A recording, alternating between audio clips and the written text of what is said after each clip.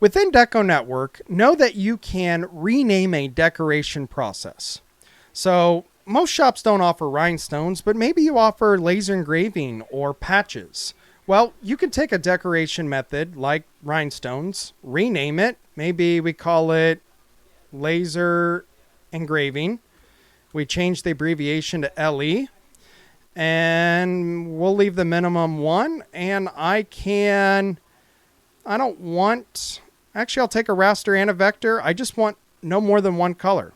So it's very easy to rename a process and be able to start setting the rules, such as order minimum, the type of artwork that can be uploaded.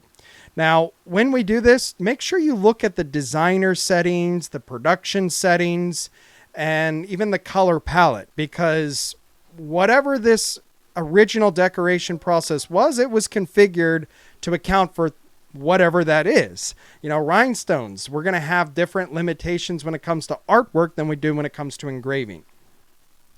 The big thing, though, you must do is establish a price table. Now, when it comes to creating a price table, it is common to create multiple when you have a process like laser engraving that can go onto a wide range of products.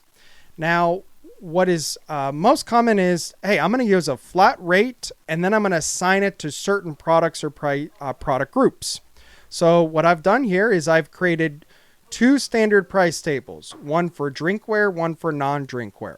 Why did I do this? Well, for some decoration methods, a group of products is decorated differently or takes longer, is more expensive than another group. And engraving, powder-coated drinkware, extremely common.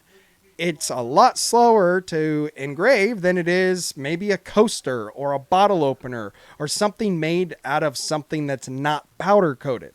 So what I've done is I've created a price table for drinkware and then a non-drinkware price table. And typically after we create our price tables, we come down into decoration pricing and we map the price table we want to use by default.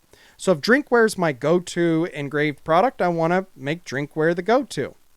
But do know that within products, we can go into an individual product or into a product group. All products are put into groups. Now, when it comes to hard goods, drinkware or accessories are very common. So if I go into the drinkware product group, I want to make sure that the drinkware laser engraving table is being used. But maybe accessories includes other hard goods. Again, it had bottle openers and keychains, things like that. They're just in accessories. Well, I want to charge a different engraving price by default. So if I come into the decoration process of this product group, I can choose, I want to use the non-drinkware price table for products in this group for this decoration process.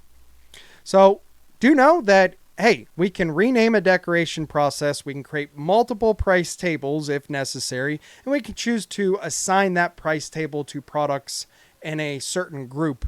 And really everything comes together. It's a few puzzle pieces to get right. But whenever you have questions, don't hesitate reaching out to DecoNetwork support team by clicking on the question mark and raising a support ticket.